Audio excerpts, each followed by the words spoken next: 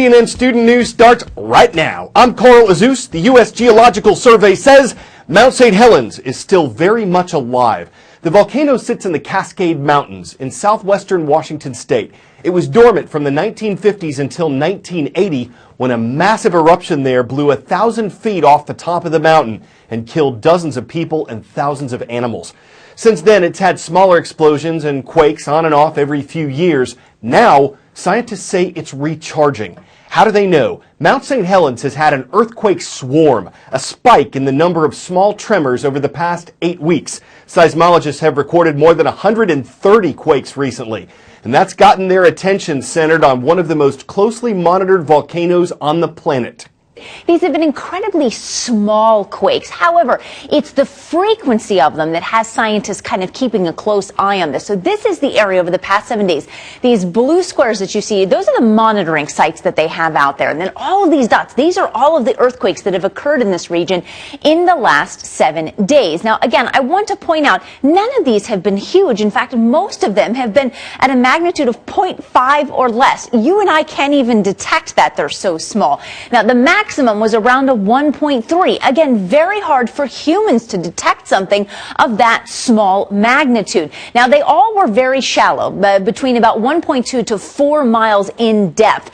Now, basically what this means is when you get these swarms, it's the repressurization of the magma that's in there, and it kind of sifts through some of the cracks that are there, and that's what causes a lot of these little mini earthquakes. But you want to keep in mind, this process can continue for years without an eruption, and that's what the experts are trying to make sure that people understand. They're not seeing any anomalous gases come out, and they're not expecting an imminent eruption by any means. The U.S. state of North Carolina and the U.S. federal government are suing each other. It has to do with the North Carolina law concerning access to public restrooms. Here's what happened. In March, North Carolina passed what's called the Public Facilities Privacy and Security Act. One thing the law does is require people to use the restroom that matches the gender listed on their birth certificates. The U.S. Justice Department argues the state law breaks a federal law because it discriminates against people who are transgender, people who identify with a different gender than the one on their birth certificates. So last week, the government told North Carolina to, quote, remedy its law by Monday, or that it would be in violation of people's civil rights and could face a government lawsuit. North Carolina argues its bathroom law applies equally to everyone because it doesn't take into account gender identity or transgender status, just birth certificate. The state says the government gave too short a deadline for it to change its law, and that the Justice Department is overstepping its authority by trying to change norms in the U.S.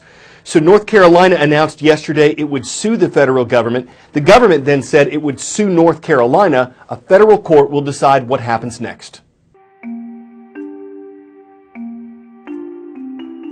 Public bathrooms might seem so simple. One for men, one for women, and everyone gets to go. But in the United States, there's actually a long and complicated history of people fighting for the right to pee in private and in peace.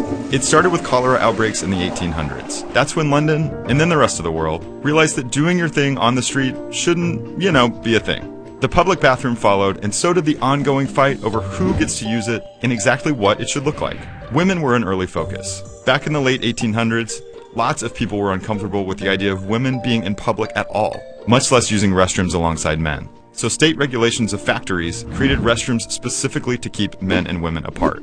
Next was race. The infamous Jim Crow laws after the Civil War created separate restrooms for white and colored people. These laws started to be overturned with a Supreme Court decision in 1954. Yet segregation continued. In the 1980s, the HIV/AIDS epidemic caused an outcry over gay men using public toilets, since the public wrongly assumed the disease could be caught by using the toilet after an HIV-positive person. And for Americans with physical disabilities, bathrooms big enough for wheelchairs weren't mandated by federal law until 1990. Now the debate is about transgender rights. Maybe that debate seems new, but look at the history and you'll see that toilets have a long and curiously important place in American politics.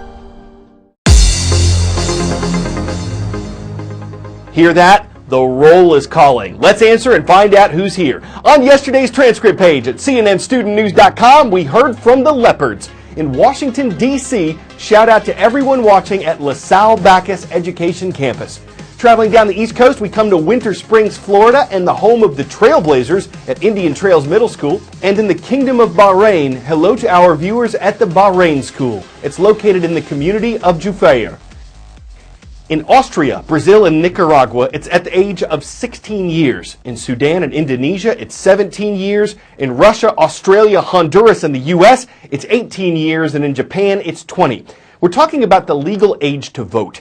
CNN recently spoke to a group of American teenagers who won't be able to vote this November, but still have and are willing to share their views. I'm too young to vote. I'm too young to vote. I may be too young to vote. I may be too young to vote.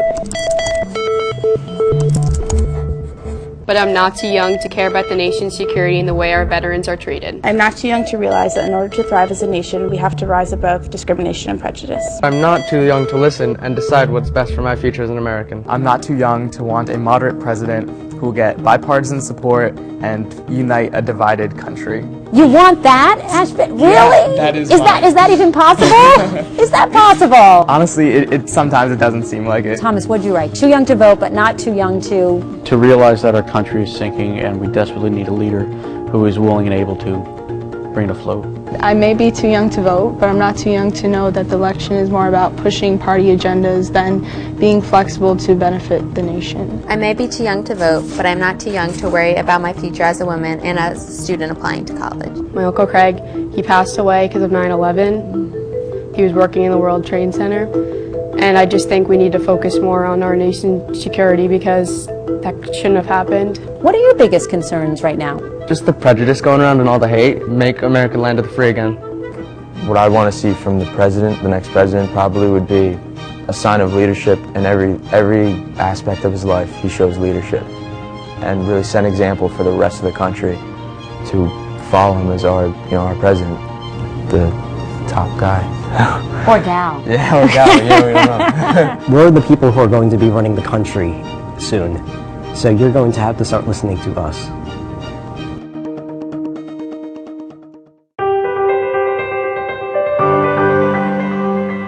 First time we told you about Eric Weihenmayer, he'd just accomplished what he called the scariest thing he'd ever done.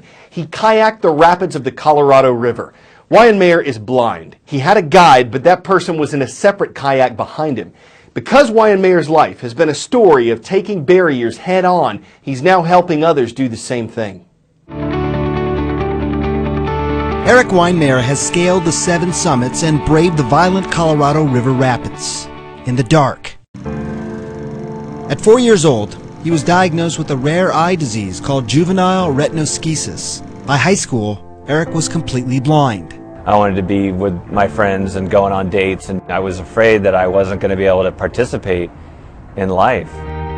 But he did, joining the wrestling team and learning how to rock climb. You're just feeling way up the rock face. He became an accomplished mountaineer and set his sights on Everest.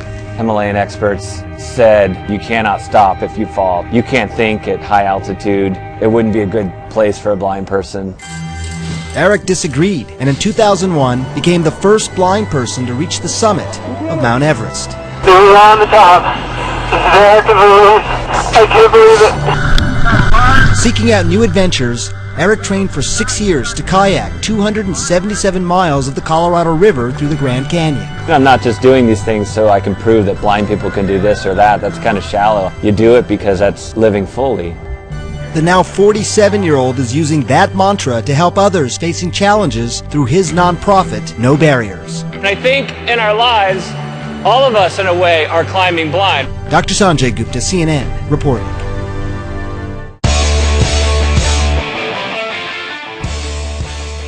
It's not quite the running of the bulls. After all, who'd be afraid if one of these was nipping at your heels? Yes, they're dogs. They're Chihuahuas, the smallest breed of dog. And they're participating at the 9th annual Running of the Chihuahuas in Chattanooga, Tennessee. Well, some of them are anyway.